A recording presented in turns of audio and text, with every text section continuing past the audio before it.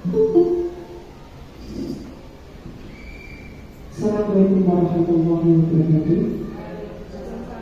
Alhamdulillahirrahmanirrahim. Assalatu wassalamu ala asyrafil anbiya'i wal mursalin sayyidina wa maulana Muhammadin wa ala alihi wa sahbihi ajma'in. Amma ba'du.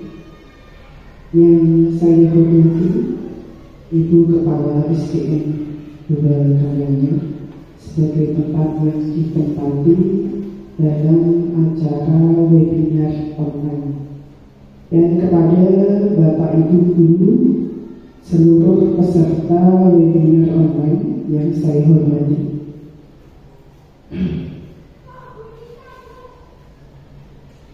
Selamat siang, salam sejahtera untuk kita semua.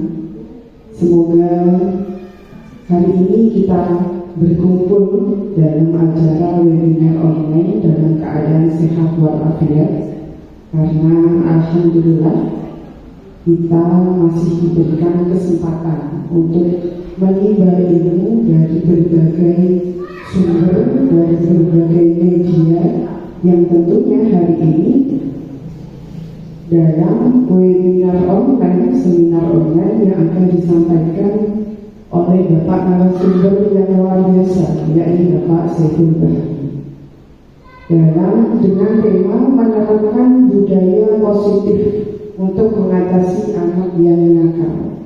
Untuk selanjutnya akan disampaikan kepada Bapak Saiful bagaimana atau seperti apa budaya yang akan kita terapkan, lalu dampak apa yang akan terlihat saat kita menerapkan budaya yang positif. Kemudian kenapa muncul anak yang nakal, atau seperti apa sih kriteria anak yang nakal. Mungkin itu saja saya sebagai pengantar atau muhadinah. Untuk selanjutnya kepada Bapak Saiful Bahri SPD dipersilahkan.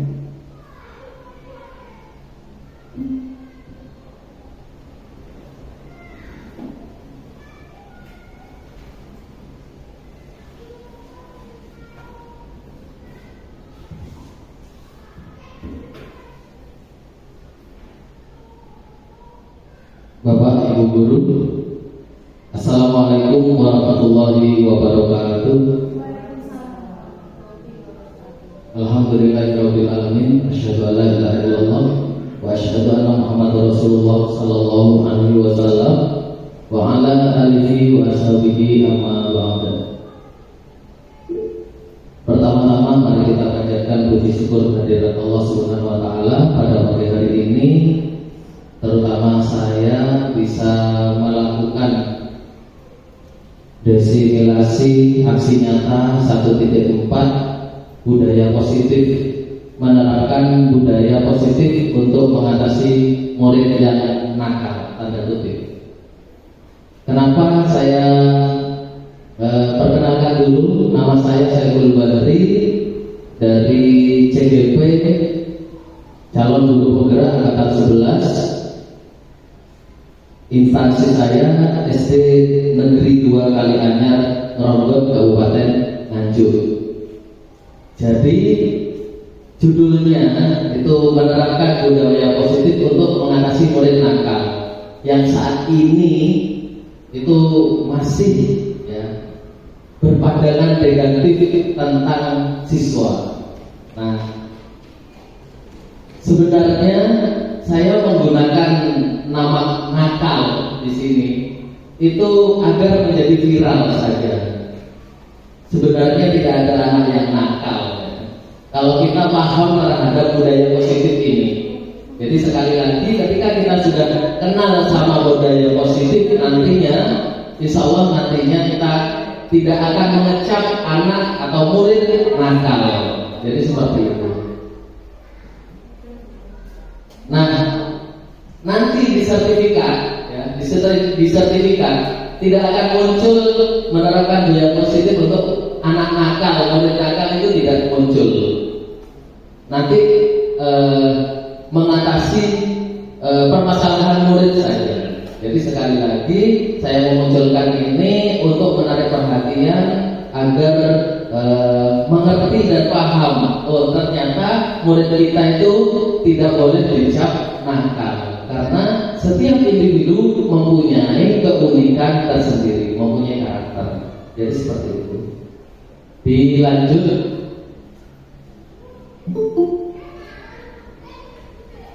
Ya.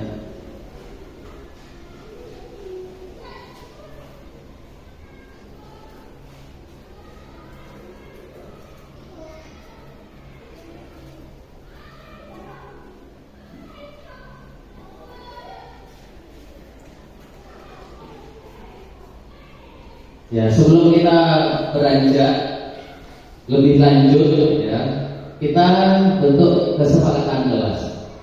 Jadi dari sini kita terapkan juga kepada anak-anak ketika kita pembelajaran.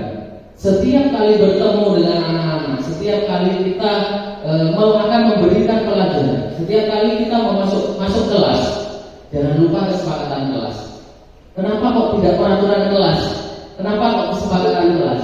Karena kesepakatan kelas itu adalah peraturan yang dibuat bersama-sama. Tetapi kalau peraturan kelas, ada orang satu yang membuatnya. Tapi kalau keyakinan kelas, kesepakatan kelas bersama-sama. Untuk itu ketika kita membuat kesepakatan kelas, kita kalau akan melanggar, itu akan tidak enak, tidak nyaman dengan dirinya sendiri, karena ini kesepakatan bersama.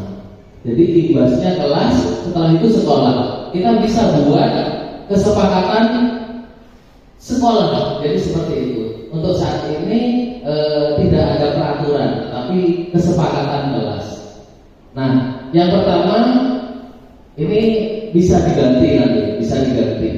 Tidak ngobrol di luar topik materi. Itu yang pertama. Yang kedua, tidak membuka gawai lainnya, ya. Bisa disepakati ya. Tidak membuka gawai lainnya, HP silent, terus saling menghargai pendapat. Saya pancing untuk 4 ini. Untuk selanjutnya ada kesepakatan lainnya? Oh, tidak makan ya. Siap. Kita sepakati ya.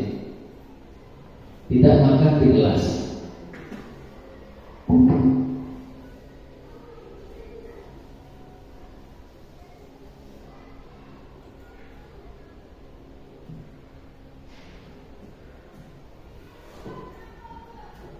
Ada yang lain? Ada yang lain? Berakhir tepat waktu mungkin? Berakhir tepat waktu.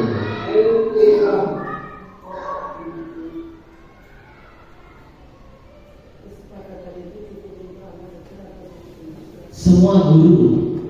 Jadi kesepakatan itu juga semua guru. Jadi kalau peraturan, kita punya peraturan pemerintah ya. Tapi kalau di sekolah kita sepakati peraturan itu. Jadi itu menjadi kesepakatan kelas, kesepakatan sekolah kita. Jadi seperti itu. Iya, termasuk. Jadi kesepakatan. Makanya sekarang karena ada kesepakatan, itu akan menjadi lebih nyaman, lebih enjoy. Jadi akan lebih enjoy semuanya untuk mengatasi permasalahan-permasalahan yang pengen yang diubah. Jadi seperti itu. Selanjutnya, apalagi mungkin sudah cukup 5 ini. Oh ya, tadi apa namanya? Berakhir tepat waktu ya.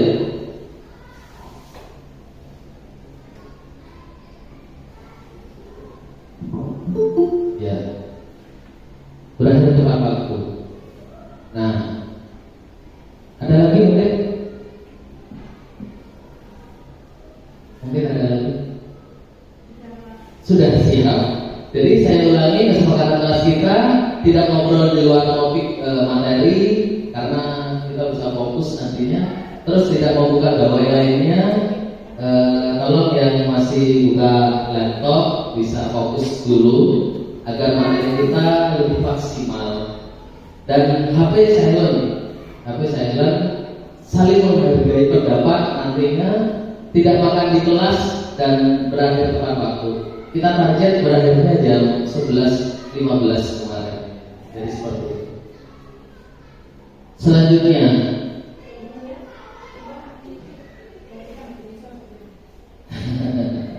siap.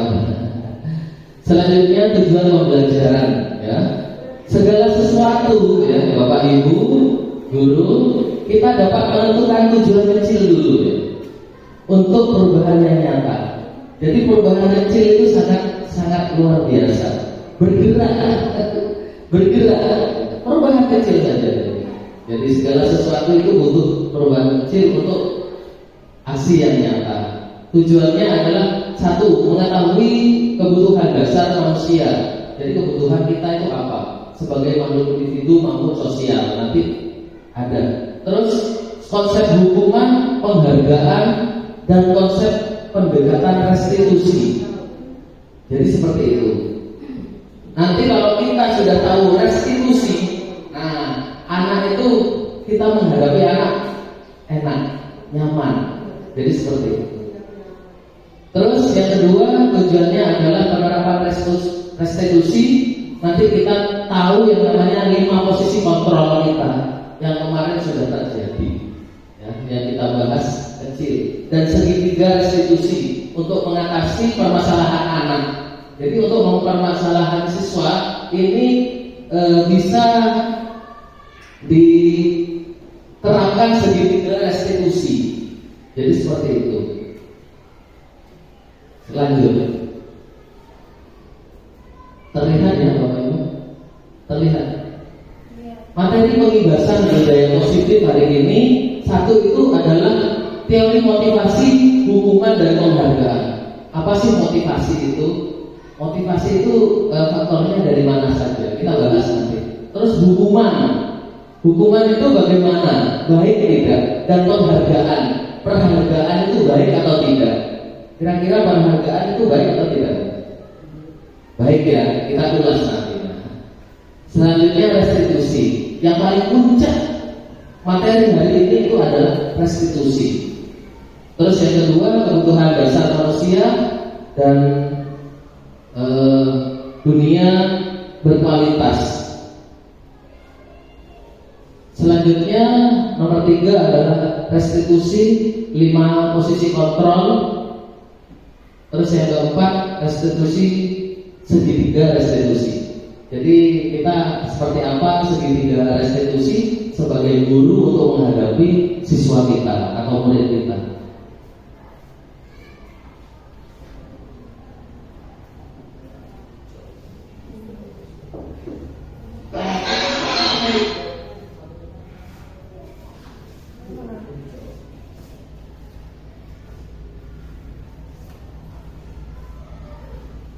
Insyaallah dilanjut ya.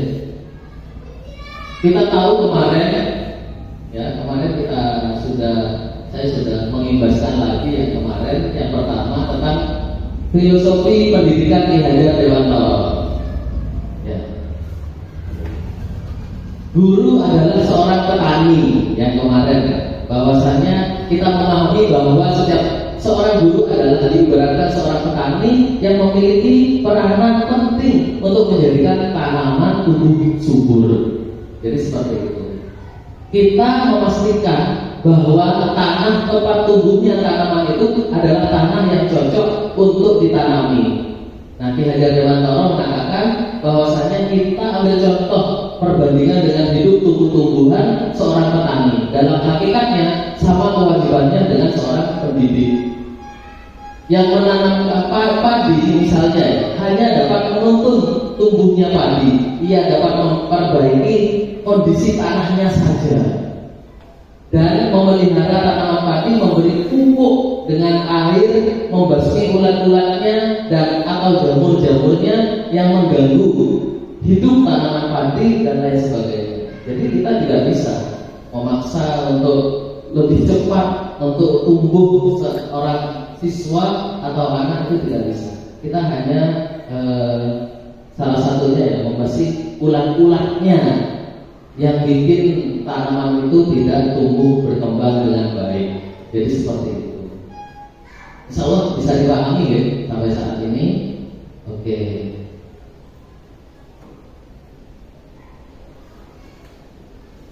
Nah, refleksikan. Coba amati lingkungan sekolah kita saat ini. Bagaimana suasananya? Gimana ya suasananya sekolah kita? Kayak tadi pagi berbaris, saya memanggil beberapa siswa dan lama banget ya, prosesnya. Demi apa? Demi anak itu baik. Nah, nanti di posisi apa saya tadi? Saya memanggil anak ke depan itu di posisi mana? Di 5 kontrol itu. Jadi seperti itu. Terus bagaimana murid-murid saling berinteraksi dengan temannya? Tadi saya menemukan anak Mas Riki, kepalanya luka. Kenapa? Ditanyakan, ternyata bunuh diri. Di apa namanya? Dijaraki sama temannya, dia jedokkan kepalanya sendiri di bangku, luka. Nah, itu nanti bisa dengan diatasi dengan restitusi. Jadi Theo, Mas Junio tadi pagi, tadi saya panggil salonnya bau water banget ya, di masuk kelas ini apa namanya, kelihatannya gak ada gurunya gitu, suaranya berter, Assalamualaikum gitu.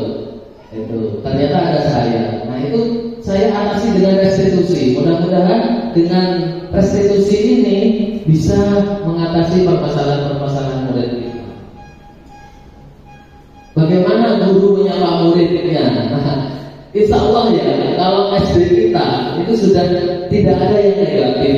Saya lihat lingkungan sini itu nyaman banget untuk siswa. Nah, ini cuma sebenarnya kita sudah melakukannya, tetapi kita belum tahu ya Pak, belum tahu. Oh, ini loh sebenarnya restitusi. Saya sudah melakukan restitusi. Jadi seperti itu. Terus bagaimana guru menyelesaikan suatu permasalahannya, konflik antar murid? Nah, kita sudah mengalaminya. Jadi seperti itu. Selanjutnya, menurut Bapak Ibu, bagaimana cara mengatasi murid yang berbuat kesalahan? Gimana Bu?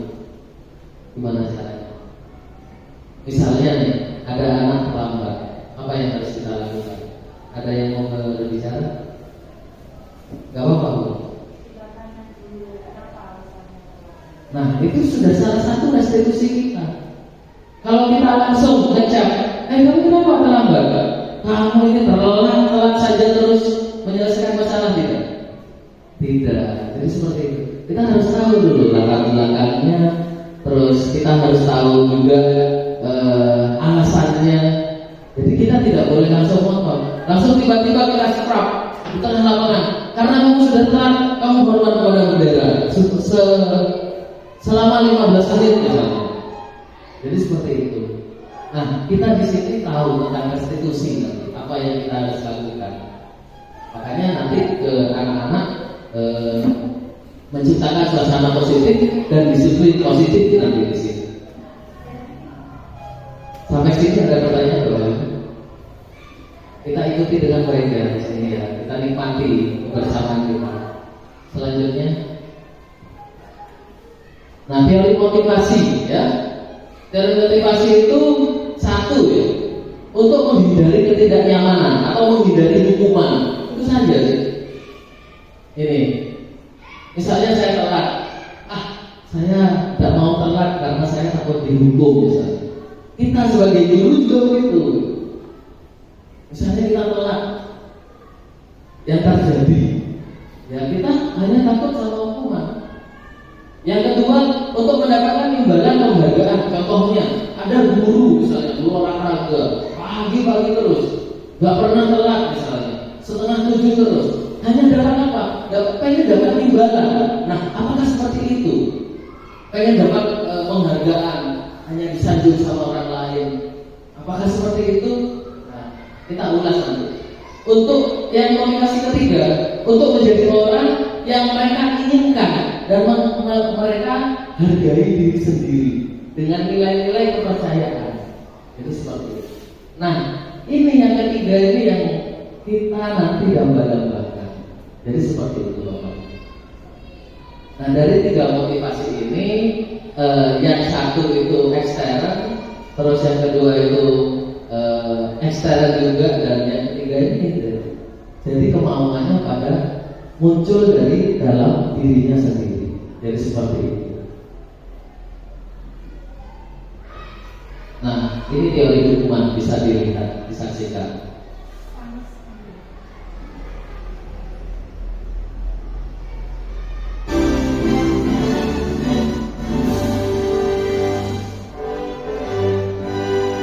Ini suasananya upacara.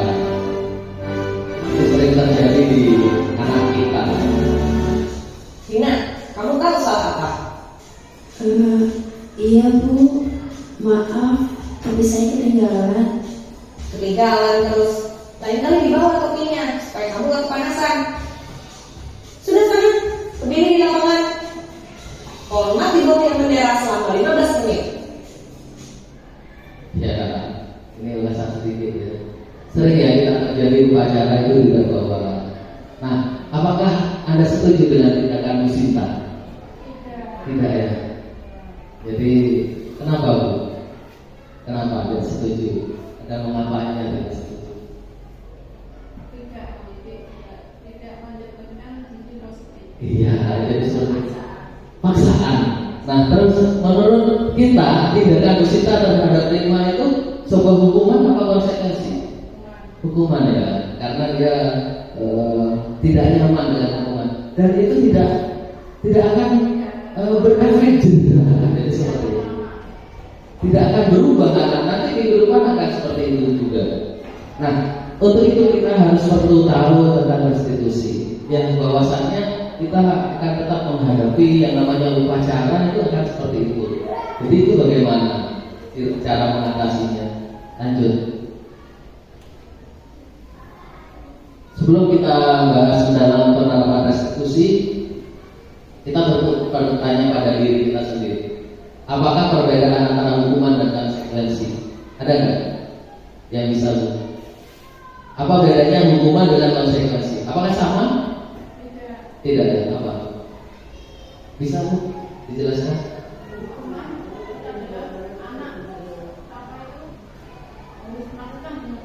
Iya. Karena dia sudah tahu keyakinan kelas kita, apa konsekuensinya ketika tidak pakai topi, dia harus maju ke depan. Di depan itu sudah sadar diri.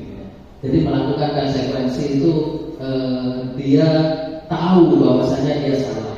Oke, karena saya salah, saya harus mengerjakan konsekuensi yang harus saya lakukan. Jadi seperti itu. Selanjutnya bila tidak sama ya. Bila berbeda, bagaimana perbedaannya? Yaitu tadi sudah dijelaskan. Di bawah ini kita akan memberikan gambaran perbedaan hukuman, konsekuensi, restitusi, dan restitusi. Jadi seperti itu. Nah, hukuman itu sesuatu yang menyakitkan, menyakitkan banget. Konsekuensi suatu hal terjadi, dia sadar. Restitusi itu merupakan pilihan. Selanjutnya tidak nyaman untuk murid atau anak untuk jangka waktu panjang itu mereka akan merasa bersalah terus. Jadi seperti itu. Terus konsekuensi tidak nyaman untuk jangka pendek. Kalau restitusi menguatkan murid jangka waktu lama, jangka panjang. Terus korban mendapat keadilan, korban bisa diabaikan. Ini murid akan tersakiti. Murid dibuat tidak nyaman. Kalau konsekuensi murid dibuat tidak nyaman, tidak masalah. Karena kenapa? Karena konsekuensi itu bertahan dalam jangka pendek saja. Konsekuensi, ya udah sadar saya salah, ya udah terima konsekuensinya. Tapi kalau pakai restitusi, nanti akan masalahnya akan terpecahkan. Jadi seperti itu. Nah, peraturannya adalah kamu harus kalau hukuman. Terus kalau konsekuensi, apa peraturannya? Maukah kamu melakukannya? Ya, terima kasih. Apa yang kamu yakini? Nah, ini kalau restitusi. Pertanyaannya seperti itu. Apa yang bisa kamu lakukan untuk berbagi masalah? Jadi anak-anak berpikir sendiri cara menyelesaikan masalahnya itu apa? Jadi seperti itu. Terus anak membenci peraturan. Nah, peraturan sudah sekarang nggak zaman.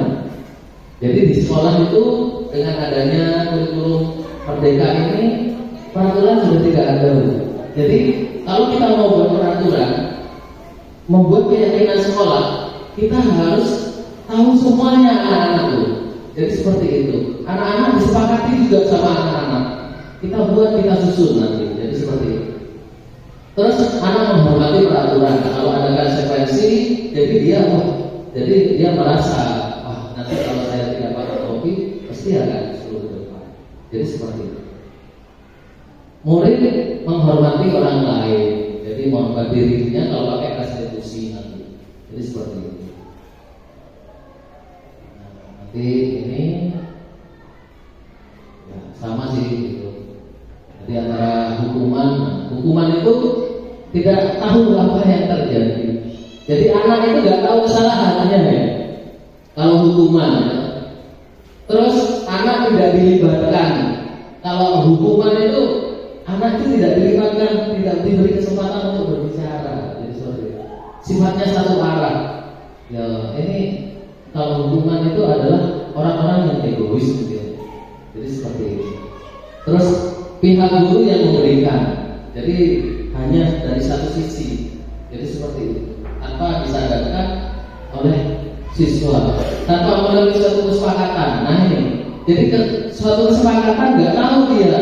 Ngapain kau peraturannya di seperti ini, nggak boleh inilah, nggak boleh itu, kata-kata negatif semuanya.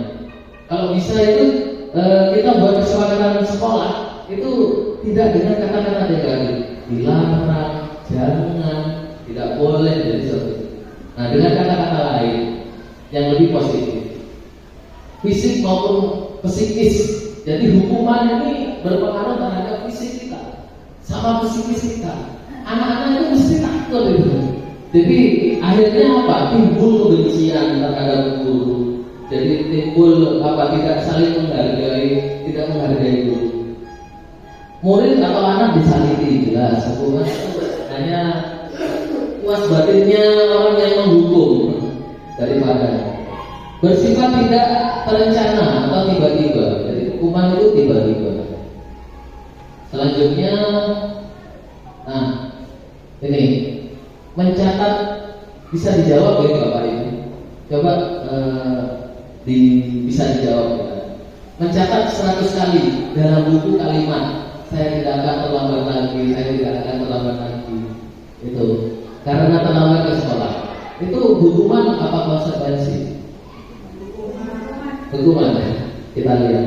Ini sebenarnya diubah sama saya. Jadi untuk karena terlambat dia harus mengulang tulisannya pada materi itu.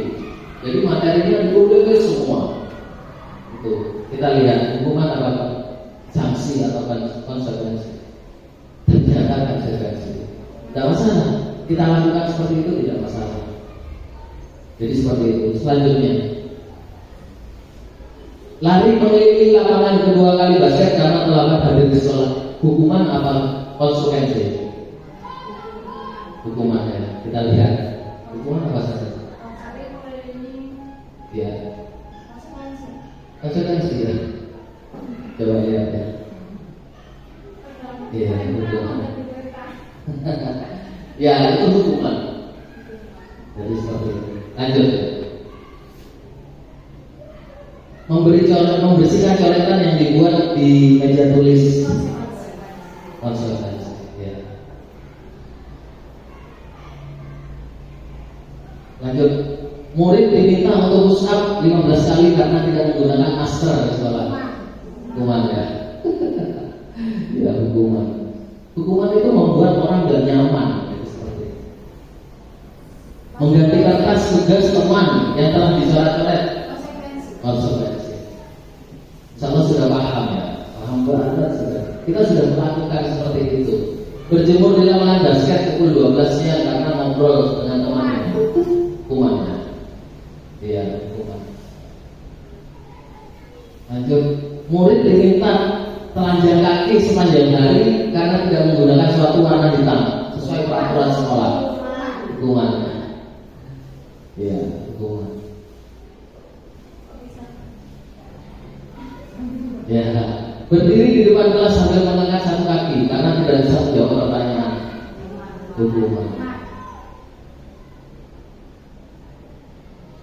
Membersihkan tumpahan air di meja tulis karena tersenggol pada saat belajar.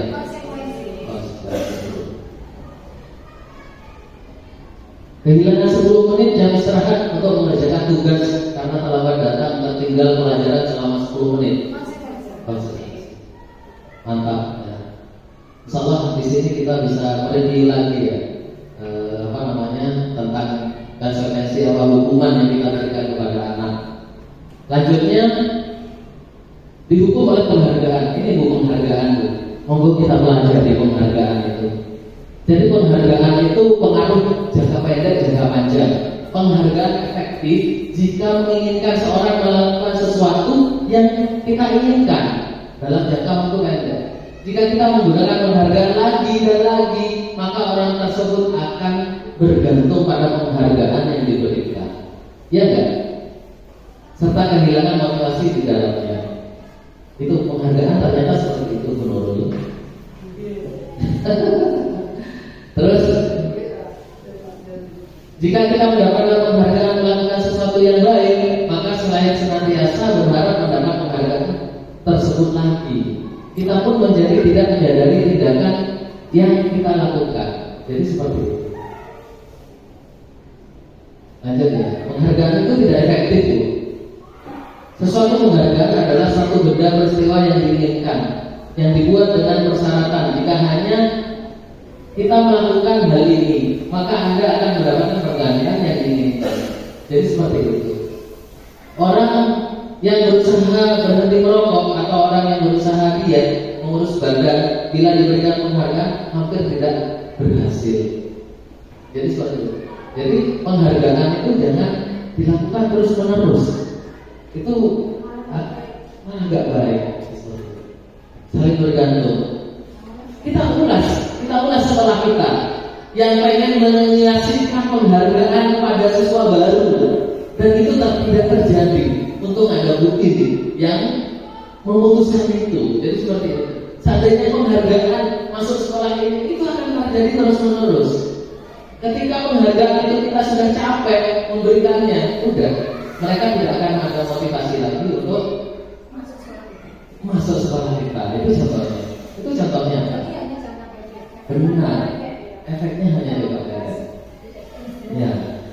Penghargaan apa nggak boleh? Boleh. Penghargaan kan bukan hanya kita kasih hadiah, tepuk tangan, senyum, terima kasih, itu sudah suatu penghargaan. Jadi seperti itu. Iya. Insyaallah paham ya. Nah, penghargaan merusak hubungan. Terus penghargaan mengurangi kecepatan, penghargaan menurunkan kualitas. Terus penghargaan mematikan kreativitas. Itu benar semua. Penghargaan menghukum. Coba kita ulas. Memberikan penghargaan dan hukuman adalah hal yang sama, karena keduanya mencoba menggali perilaku seseorang. Jadi dia melakukan tidak karena dari dirinya, tidak tulus. Dia pengen dihargai. Kembali ke awal tadi Bapak Ibu, bahwasannya motivasi itu ya. Motivasi itu bagaimana? Jadi seperti itu. Motivasi itu dari diri sendiri apa dari orang lain? Jadi seperti itu. Selanjutnya. Nah, restitusi. Jadi ini kita sudah masuk restitusi. Itu ya. Boleh monggo.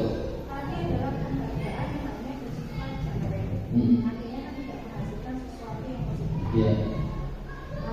Misalkan Bapak memberikan contoh beberapa hal yang membuat bahwa kita memberi penghargaan kepada seseorang itu, dan hal itu akan membuat sesuatu yang positif, yang berefek positif pada orang yang kita berikan. Iya. Sekali lagi, siap. Kita contohkan di siswa. Saya ada contoh di siswa. Nah, karena penghargaan itu saya bilang bahwasannya tidak boleh terus-menerus. Saya contohkan, ada seorang guru yang menerapkan pemberian penghargaan bintang ketika dia menjawab, dan itu terus dilakukan, dan motivasi itu sangat antusias anak-anak. Tetapi di minggu kedua, guru itu tidak masuk sekolah dan digantikan dengan guru lain. Apa yang terjadi? Pada kelas tersebut tidak ada motivasi untuk belajar. Jadi Nah makanya oleh penghargaan diberikan sesuatu penghargaan yang tidak terus menerus. Misalnya kita di akhir tahun kita ada juara kelas, kita kasih penghargaan, itu akan membangkitkan semangat untuk mempertahankan tahun depannya. Nah jadi sampai di sini Bu. Oke. Yang lain mungkin lanjut. Oke. Jadi di sini restitusi ya. Restitusi adalah sebuah pendekatan untuk menciptakan disiplin positif. Menurut Bapak Ibu, apa disiplin positif?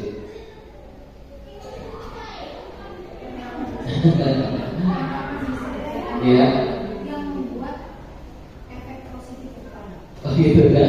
Bapak balik ya. Jadi seperti itu. Ya, memang disiplin positif adalah kesadaran diri untuk melakukan sesuatu yang sudah menjadi ketentuan yang muncul pada motivasi dirinya. Jadi seperti itu adalah disiplin positif. Monggo Bapak Ibu guru, ya tanpa paksa. Jadi seperti itu. Seperti manajer juga Bapak Ibu kepala sekolah ya.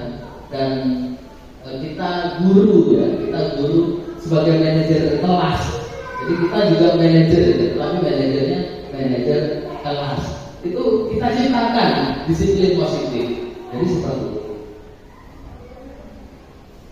Restitusi adalah proses menciptakan kondisi bagi murid untuk memperbaiki kesalahan mereka, sehingga mereka bisa kembali pada kelompoknya mereka dengan karakter yang lebih kuat.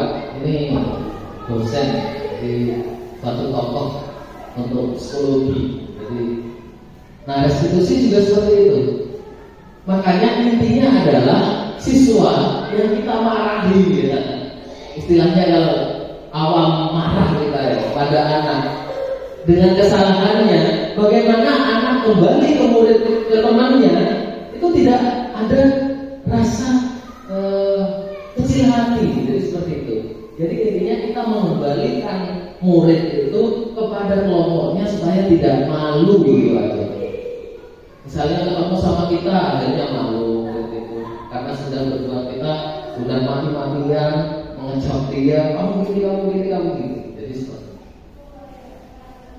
Selanjutnya, nah restitusi ini adalah bukan menembus kesalahan Bapak Ibu, namun untuk belajar dari kesalahan. Selanjutnya memperbaiki hubungan. Jadi kita ke anak-anak itu jangan sampai langsung marah, langsung ngecap. Dan itu saya sudah rasakan di sekolah sini. Itu tidak ada yang seperti itu. Kita hanya menguatkan saja di sini. Gak ada kita marah ke anak-anak itu gak ada. Marah mungkin setelah marah itu kita boleh marah itu kita boleh. Tetapi saya tahu Bapak Ibu yang ada di sini merangkul kembali anak tersebut. Jadi mereka nyaman dengan kita. Itu sudah terjadi di sekolah itu. Kami hanya menguatkan saja. Nah setelah itu tawaran bukan paksaan. Jadi restitusi itu tawaran. Kamu gimana? Cara memperbaiki kesalahannya kamu gimana? Apa yang terjadi kalau kesalahannya kamu itu kamu munculkan lagi? Siapa yang dirugikan di sana? Jadi kita gali terus permasalahan-permasalahan siswa. Jadi seperti itu. Terus restitusi itu menuntut untuk melihat ke dalam dirinya. Oh iya, siswa itu bisa sadar. Aku salah. Walaupun sifatnya anak, kita di SD. Kalau di SMP lebih kompleks lagi permasalahannya. Kalau di SD ya namanya anak ya seperti itu. Kita harus punya motivasi diri untuk selalu mengingatkan anak. Itu kalau di SD. Terus mencari kebutuhan dasar yang mendasari tindakan. Artinya kebutuhan 5 kebutuhan dasar itu apa nanti kita akan tahu. Kita individu masing-masing itu punya kebutuhan dasar. Apa kebutuhannya? Restitusi diri adalah cara yang paling baik. Maksudnya refleksi. Kita melakukan refleksi. Oh iya ya, aku mengatasi masalah siswa itu dengan marah-marah. Apa dampaknya? Jadi aku gak kasihan ya ke murid. Jadi seperti itu. Fokus pada karakter bukan tindakan. Jadi restitusi itu fokus pada karakter bukan tindakan. Terus restitusi itu menguatkan. Restitusi itu fokus pada pemecahan solusi, pemecahan masalahnya. Masalahnya begini loh. Iya caranya, bagaimana caranya supaya siswa itu menyadari atas kesalahannya dan tidak mengulangi lagi. Itu fokus kita untuk restitusi. Saya punya pengalaman. Kemarin saya ke Jember. Saya hari Jumat itu tiba di sana pagi. Nah, saya itu diminta mengajar di SMP. Nah, pas waktu setelah istirahat, gurunya itu bilang, "Hei, gak apa-apa toh? Wes sebel. Masuk apa? Oh, coba mana? Itu dimik itu. Kelas satu apa? Gufron. Masuk. Gak perlu. Itu dimik itu." Padahal di sana ada guru penggerak dan saya berhubungan dengan guru penggerak itu. Apa yang dia bilang? Bu, di sini masih belum tahu restitusi. Masuk lagi, masuk SMP itu. Jadi seperti itu. Dia tidak tahu, tidak mengenal tentang restitusi. Gitu. Jadi seperti itu. Mengenal sih, restitusi mengenal tapi tidak full. Gitu. Mengembalikan murid yang berbuat salah pada kelompoknya dengan nyaman. Jadi seperti itu. Lanjut. Refleksi, Bapak Ibu, mohon perhatiannya. Apakah di sekolah kita sudah menerapkan restitusi? Sudah. Sebagian ya. Nah, benar. Makanya sudah melaksanakan. Benar. Karena kita belum tahu itu ternyata namanya restitusi. Sebutkan 3 kesalahan murid yang dapat direstitusi. Sering terjadi. Coba bisa ditulis apa 3 aja kesalahan murid yang kita praktekkan restitusi nanti. Bu Im mungkin apa ya? Jadi kita bisa sebutkan 3 kesalahan murid yang bisa direstitusi.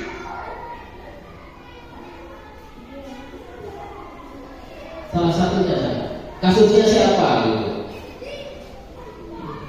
Tadi pagi Bu Dian ada junior yang suruh Pancasila setiap kelas. Nah, itu bagus itu. Kalau ada sila itu kayaknya mengolok-olok. Kalau Iya. temannya kesepakatannya kalau beli temannya kesepakatan kelas membaca. Nah, jadi seperti itu. Itu masuk kesepakatan kelas itu sudah luar biasa. Nah, maksud saya kesalahan apa yang terjadi yang bisa direstitusi di sekolah kita?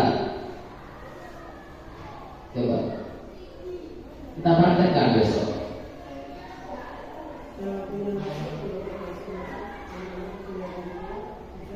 Oke, bisa. Belajar.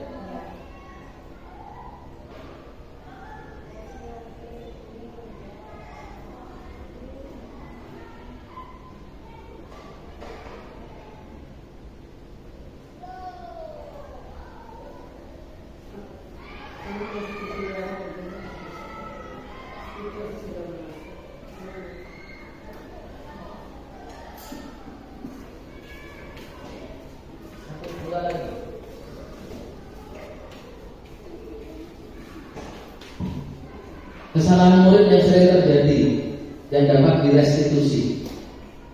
Kita restitusi action besok. Gimana? Oke. Di setiap hari Senin ini ya. Oh, setiap hari ya.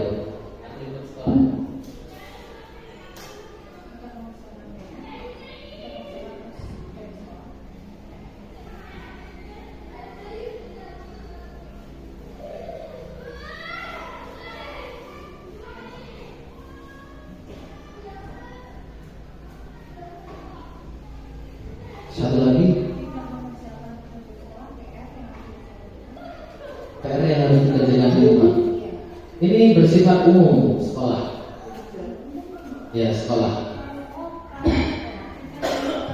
Kalau kelas kita restitusi sendiri. Sekolah. Satu lagi.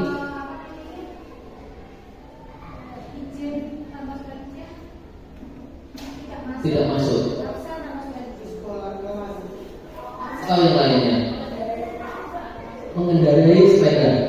Kayaknya sudah aman, Pak.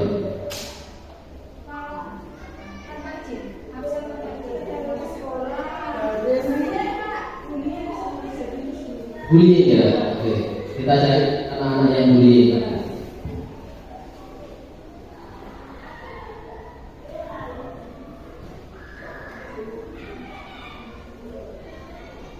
Oke, siap.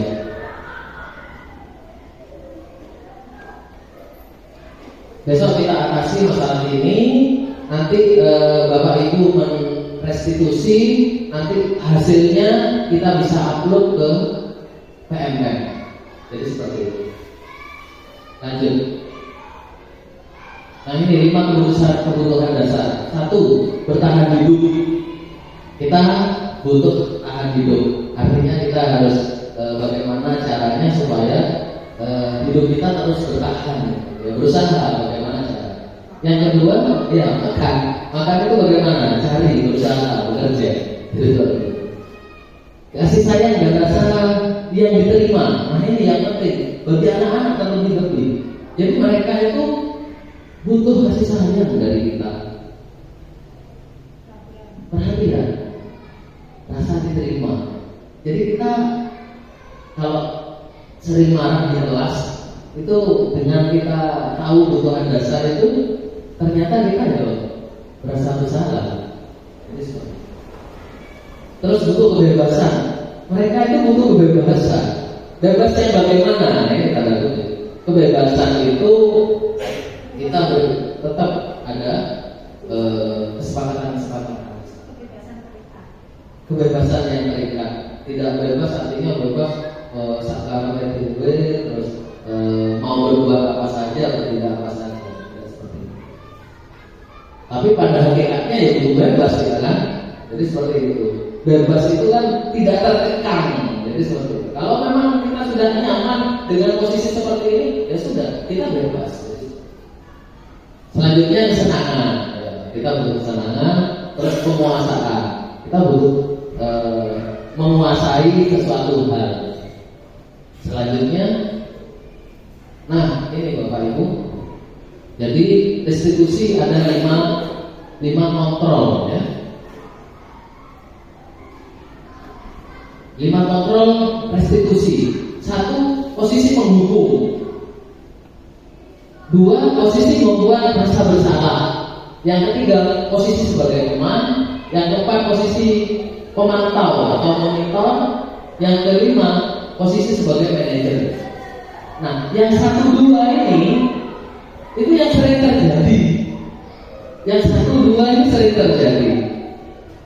Posisi menghukum. Kamu kalau tidak mau mengerjakan tugas, kamu di luar sana, tidak usah ikut pelajaran. Terus apa gunanya kayak gitu ya? Kalau kita pikirkan gitu. Terus posisi membuat merasa bersalah. Kamu ini melakukan kesalahan terus. Maksud kamu nggak menghargai saya? Jadi membuat rasa bersalah mereka pada anak-anak. 3, saya respect sekali ya kalau di sekolah kita ada khusus, luar biasa khusus. Dari beberapa kali kasusnya Mbak Penta, kasusnya Mas Faris, itu terselesaikan gitu, dengan kata-kata. Nah ini khusus sebenarnya sudah melakukan 5 kontrol ini. Dia bisa menjadi teman, bisa menjadi pemantau. Kalau menjadi pemantau, kamu tahu nggak peraturan sekolah, keyakinan sekolah seperti apa? Kamu tahu nggak efeknya ketika kamu itu melakukan sesuatu itu? Jadi seperti itu, luar biasa. Makanya di sini saya tidak memberikan sesuatu hal yang baru. Ini hanya penguatan saja bagi kita. Terus yang ketiga sebagai manajer. Manajer itu adalah siswa memberi kepercayaan kepada kita untuk memang kita kalau berbuat salah tidak akan baik ke depannya. Jadi selanjutnya, nah ini kita lihat beberapa cuplikan video.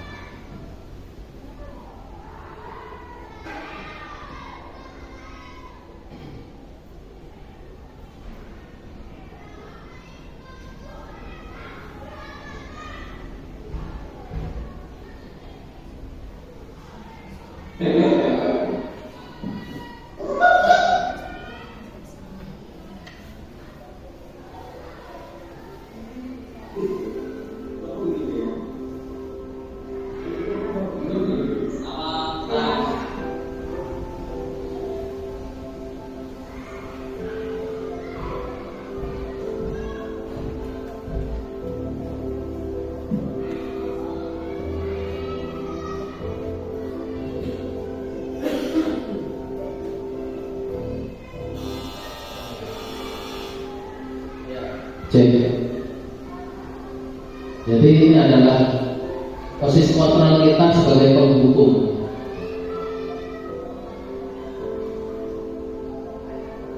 Mana ini? Nomor.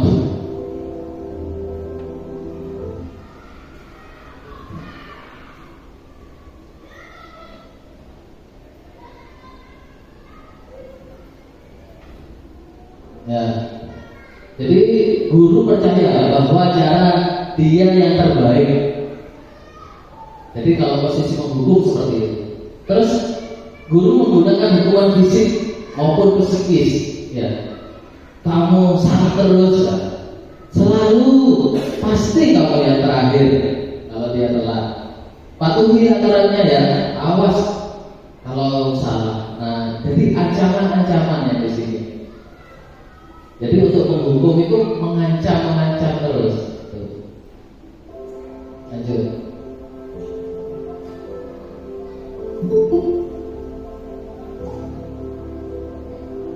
Pembuat rasa bersalah. Nah, guru menggunakan intonasi yang lebih rendah atau lemah lembut atau mungkin keheningan untuk membuat situasi yang tidak nyaman. Kata-katanya, ibu itu sangat kecewa sama kamu. Mana sih? Berapa kali ya kamu harus diberitahu terus gitu aja. Bagaimana kamu orang tuamu tahu atas kesalahan kamu. Jadi kata-katanya merendahkan. Ya, nadanya diperendahkan.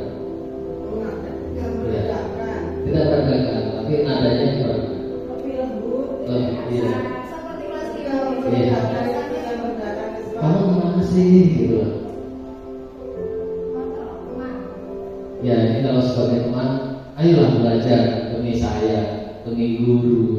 Ya sudah, dan kalau kamu tidak apa-apa, ibu maafkan dan saya bantu bereskan nanti permasalahan Jadi seperti itu. Guru menggunakan humor untuk mempunyai hubungan baik dengan murid. Jadi intinya kita menahan emosi egois di sini. Jadi seperti itu. Guru menggunakan kalimat-kalimat persuasif, intonatif, nada, suara ramah untuk mengontrol murid. Ramah itu biasanya di kelas 1, guru kelas 1. Iya. Menjadi teman. Tidak menutup kemungkinan Bu, egois juga. Jadi seperti itu. Luar biasa. Guru selalu mengawasi murid ya. Kalau pemantau itu peraturannya apa? Kamu tahu nggak peraturannya? Kalau kamu langgar konsekuensinya apa? Tahu nggak? Sebagai manajer, guru mendukung murid untuk menemukan solusinya. Jadi kita harus tahu apa yang kita yakini. Tahu nggak kamu? Yang kita yakini itu seperti apa? Apa rencana kamu untuk memperbaikinya? Jadi kita menanyakan seperti itu. Selanjutnya, nah ini 5 kontrol yang saya lakukan kemarin.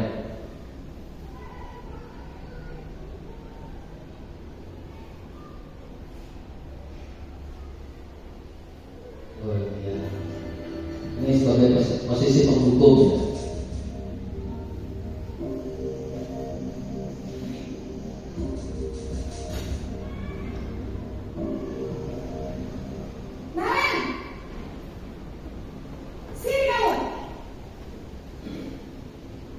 Selamat pagi Bu.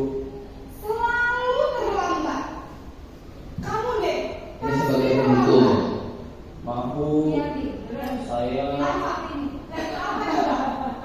Alasan kamu apa lagi? Kapan sih kamu tidak terlambat? Malas sekali kamu jadi anak. saya Dasar pemalas. Gak kapok Ya, kayak kamu gini. sih kamu. Ini sebagai Sudah pendukung. berapa kali terlambat? Sana, kamu keliling lapangan basket 2 kali. kenapa saya harus ke lapangan basket Bu? Kenapa? Kamu lawan ibu. Berani-beraninya jawab. Sudah terlambat, masih berani jawab enggak? Kalau kita Sekarang, keliling lapangan basket 5 kali sekalian. Biar kapok. Cepat. Pergi sana ke lapangan basket. Iya. Kalau di negara guru lain kalau seperti itu malu juga sih sebenarnya. Selanjutnya sebagai pembuat rasa bersalah.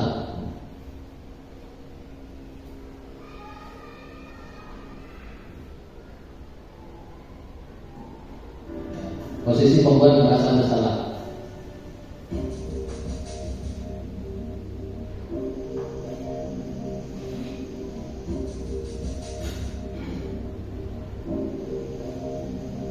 Naren,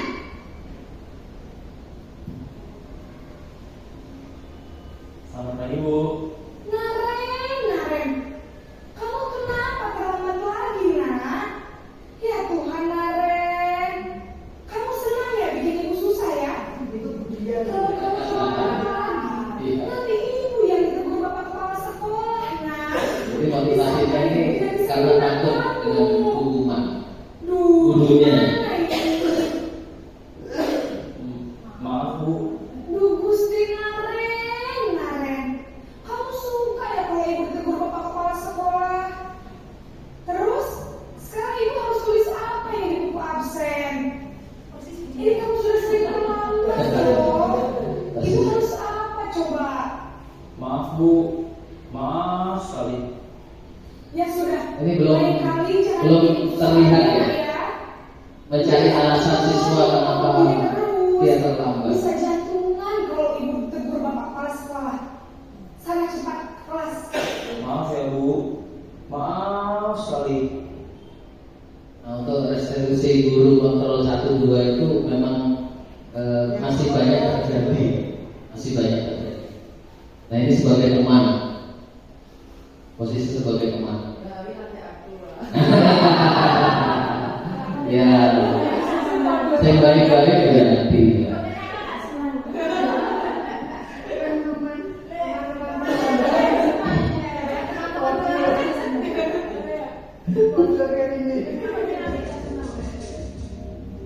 Ringannya sama. Sekarang hanya itu.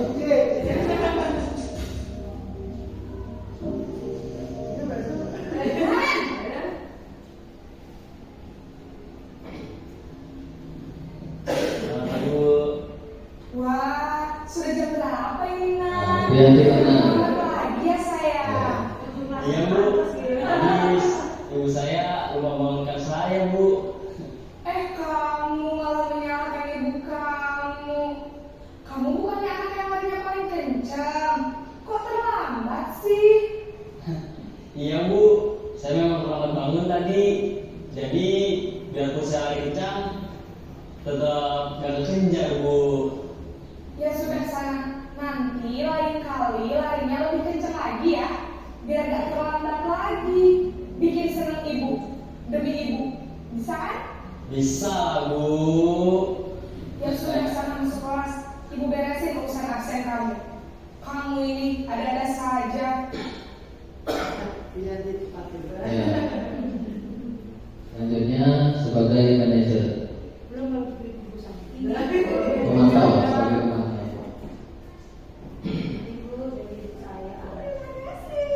Ya.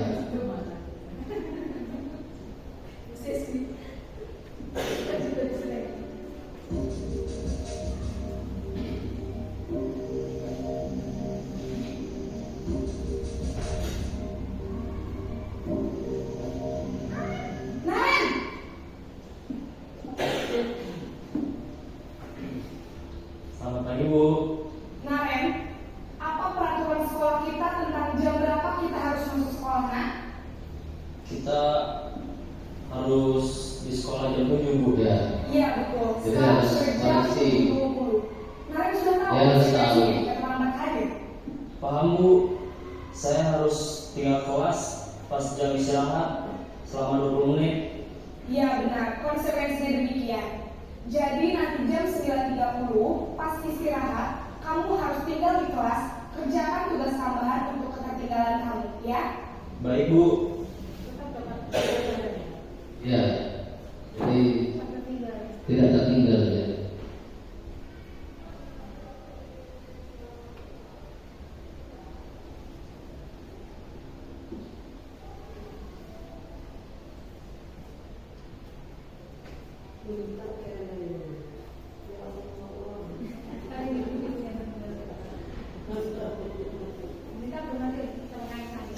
Ya.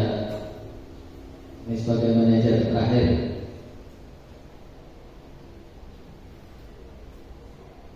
Sinyalnya ya. Nanti saya potong Bu ya. Jadi saya start saya potong nanti.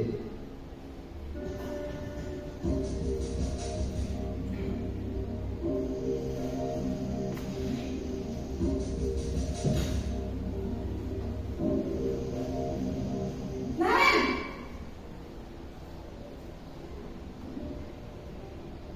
Selamat pagi Bu. Selamat pagi, Naren. Maaf Bu, saya terlambat. Iya, sekolah masuknya jam 7, sekarang sudah jam 7.20. Jadi sekarang bagaimana ini, Naren?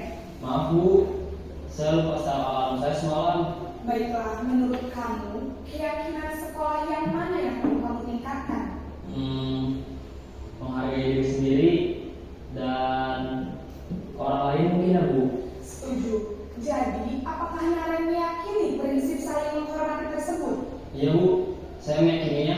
Apakah Naren bersedia memperbaiki masalah keterlambatan ini? Bersedia Bu.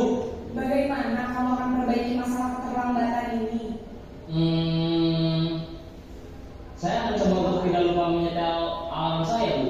Baik, kalau Naren lupa menyetel alarm di rumah, ada orang yang kira-kira bisa bantu mengingatkan tidak? Ada Bu, kakak saya. Ya, murid itu belajar Ada ngobrol, lagi, Naren? mengulas tentang kesalahannya, Ada mencari ibu solusi. saya.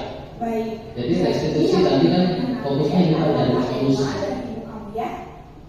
Kira-kira akan mulai set alarm kapan nih, Naren? Setelah pulang sekolah akan segera saya lakukan. Baik. Jadi Naren akan setel alarm untuk bangun besok pagi dan akan diingatkan oleh kakak dan ibunda Naren ya. Ada lagi yang mungkin perlu dilakukan, Naren?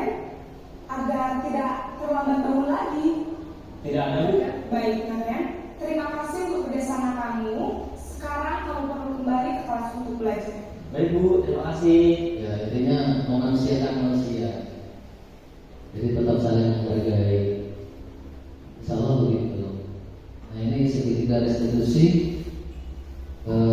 Ini segitiganya. Jadi, iya. Itu yang pertama menyita alarm. Ya. Terus ibu dan kakaknya cara mengingatkannya, bangunkannya gimana? Iya. Apa itu sudah dibangunkan atau gimana? Iya. Jadi mungkin lebih lanjutnya ya. Jadi lebih lanjutnya mengingatkan Naren untuk kedua orang tuanya nanti WA. Ini bapak putranya terlambat terus karena tidurnya malam terus. Mohon diingatkan putranya. Nanti solusinya tetap akan berhubungan dengan orang tua. Jadi seperti itu. Walaupun ya kenyataannya ini kan skenario ya, tapi kenyataannya kita sudah bisa punya gambaran. Jadi seperti itu. Untuk menyelesaikan suatu permasalahan murid. Jadi guru dan nanti ada hubungan dengan guru. Iya. Jadi tetap Bu, akan wali murid akan terlibat. Kalau tidak melibatkan wali murid, sepertinya sekolah tidak akan bisa. Contohnya kita yang membudayakan budaya bahasa Jawa, Romo Inggil. Kalau tidak ada terlibat dari orang tua tidak bisa. Selamanya tidak akan bisa. Tuh. Nah, ini yang terakhir materinya adalah restitusi segitiga. Bahwasannya satu, kita harus mengambilkan identitas. Artinya menyatakan identitas itu untuk murid kita. Jangan direndahkan murid kita. Jadi tetap bilang ke mereka, oke, tidak apa-apa kalau salah. Bapak ibu guru juga pernah berbuat salah. Jadi bukan hanya satu-satunya kamu yang berbuat salah. Tetapi, gitu. Jadi kita validasi tindakan yang salah itu. Kamu punya alasan kenapa kamu seperti itu? Tanyakan alasan kepada mereka untuk di segitiga restitusi. Terus adakah cara efektif yang kamu butuhkan kayak Naren tadi? Kamu untuk memperbaiki kesalahannya kamu gimana? Harus setel alarm. Nah, untuk menyetel alarm mengingatkan siapa yang mengingatkan di rumah. Jadi itu namanya validasi tindakan yang salah. Selanjutnya menanyakan keyakinan. Kamu tahu nggak kesalahannya kamu apa? Keyakinan yang sudah disepakati apa? Kesepakatan kita di datanya jam 7, tidak telat di kelas. Di kelas pun juga begitu. Misalnya ada yang menjelaskan, berarti ya kamu harus diam. Jadi kesepakatan kelas dan sekolah itu yang kita butuhkan. Selanjutnya ini kayaknya videonya saya.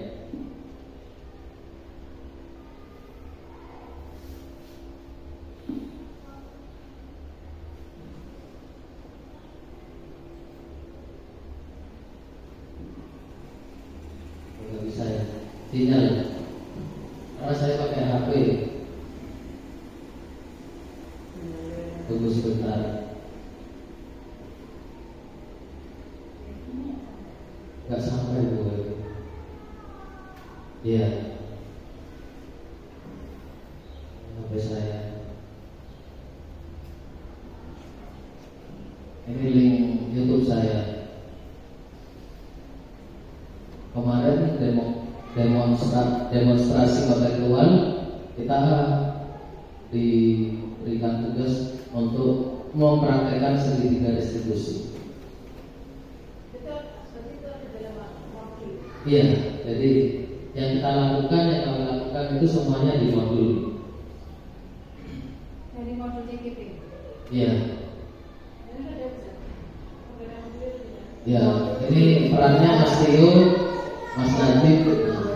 Ini naik sepeda di halaman. Ya. Maksud saya kalau naik sepeda di halaman akan terjadi seperti ini, karena terburu-buru terlambat sekolah gitu. Ya, dia hanya melihat saja. Iya, muridnya saya semuanya. Itu.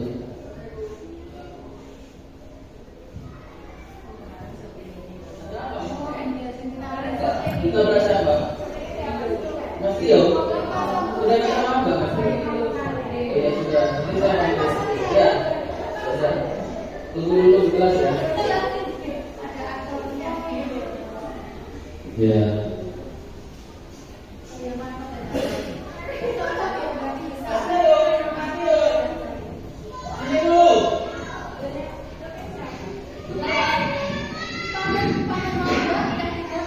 Tio, coba sini.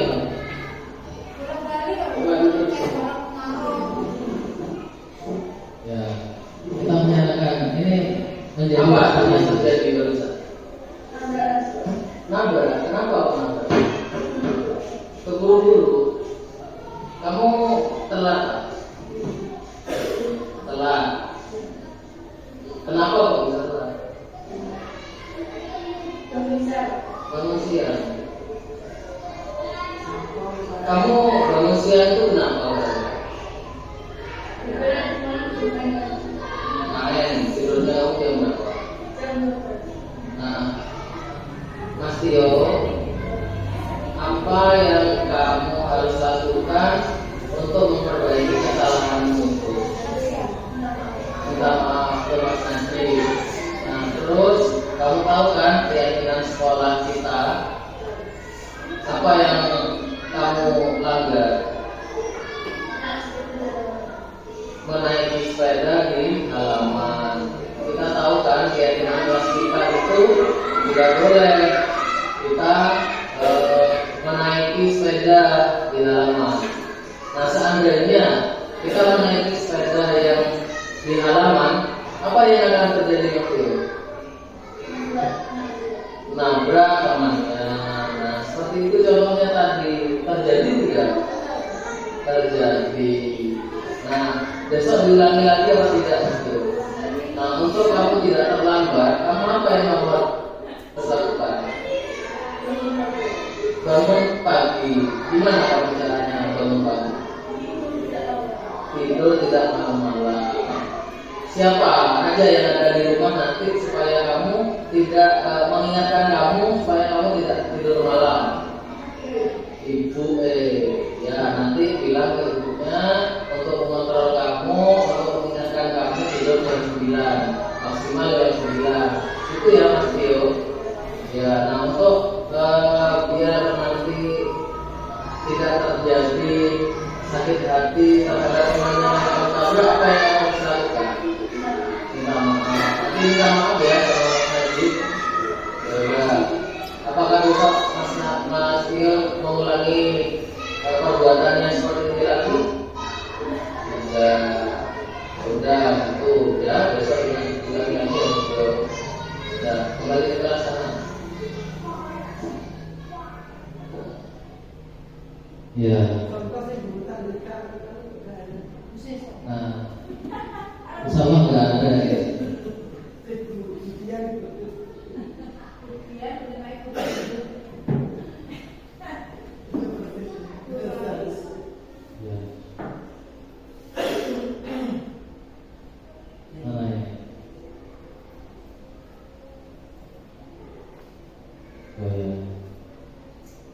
Di ujung acara Bu, mungkin ada yang mau ditanya Kak. Kita bahas.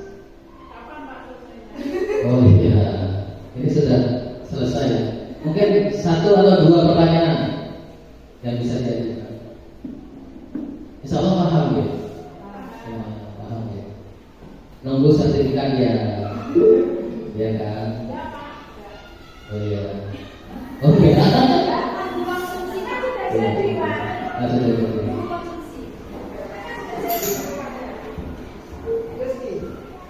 Tunggu ditutup.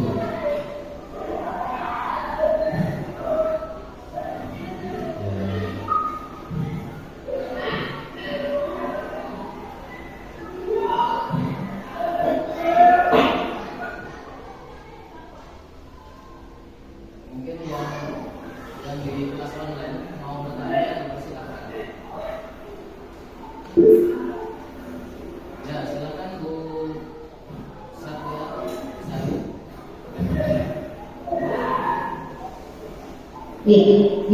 Terima kasih Pak Saiful. Alhamdulillah apa yang dengan terangkan itu bisa kami tangkap dengan baik dan insya Allah kami siap untuk melaksanakan. Kami hanya refleksi bahwa apa yang telah dengan sampaikan itu hal yang sangat positif, dan insya Allah dengan seperti itu anak-anak akan lebih pulangnya, karena kita melihat ini keadaan yang semuanya serba digital dan kita juga tidak hiraukan, tetapi dengan adanya pendekatan 5 kontrol itu tadi, insya Allah dengan segala usaha yang maksimal, insya Allah akan bisa terjawab tantangan-tantangan kita sebagai guru. Terima kasih Pak Saiful. Terima kasih Bu Yai Sayur. Ini Bu Sayur dari mana?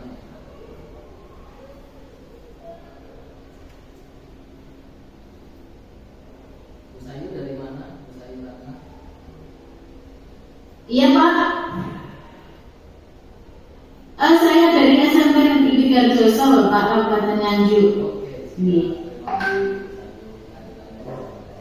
Ya, memang benar. Jadi alhamdulillah kita mengenal restitusi tanpa kita capek untuk membentak-bentak emosi yang tinggi, kita dapat menyelesaikan permasalahan murid. Jadi pada hari ini, jadi seperti itu kesimpulannya. Terima kasih sudah berpartisipasi. Sesaat lagi sebelum keluar dari room ini, saya akan mengirim alamat untuk link sertifikat, begitu ya Bapak Ibu. Terima kasih semuanya. Untuk yang di sini, terima kasih Bapak Ibu. Jadi ini dari saya. Untuk aksi nyatanya, ya, ini saya sedikit akan menjelaskan tentang aksi nyata yang ada di PMM tentang disiplin positif. Jadi kita bisa di sini mengambil salah satu topik disiplin positif di PMM, menerapkan segitiga restitusi. Aksi nyatanya bagaimana? Jadi pilih salah satu bentuk pelanggaran disiplin yang dilakukan. Nanti kita sudah memilih disiplinnya ada 3. Setelah itu ditindaklanjuti dengan pelanggaran tersebut dengan menggunakan segitiga restitusi, bisa luring maupun daring. Nah, buat form umpan balik kepada murid dari proses penerapan. Guru bertanya, jadi nanti kepada murid nanti bagaimana perasaanmu dengan menggunakan kalimat yang baik. Terus memahami alasan kamu bahwa melakukan pelanggaran itu bagaimana. Membantu menyadari kesalahanmu menghubungkan dengan keyakinan kelas. Membantumu untuk menemukan solusi dan permasalahanmu. Bagaimana perasaanmu setelah berbicara dengan gurumu tentang pelanggaran disiplin yang kamu lakukan. Nah, ini bisa dibuat PMM. Jadi untuk aksi nyata kita di PMM. Nah, selanjutnya itu saja dari kami. Terima kasih ya untuk yang hadir di sini. Bapak Ibu, saya mohon maaf yang sebesar-besarnya apabila ada kesalahan. Untuk yang di kelas online, tunggu dulu sebentar lagi, saya akan kirim link untuk sertifikatnya. Terima kasih. Langsung saya tutup. Akhir kali hadap. Wassalamualaikum warahmatullahi wabarakatuh. Untuk yang di online, saya kirim lewat chat ya. Saya kirim lewat chat sebentar lagi, atau bisa hubungi nomor saya yang sudah ada tadi. Sebentar ya.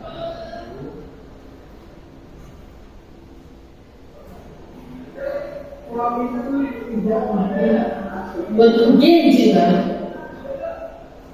Ya, sini sudah saya kirim. Silakan bisa diambil di sana link sertifikatnya untuk bisa di download langsung masuk ke email ya, Bapak. Ya, silakan Bapak Khairul juga.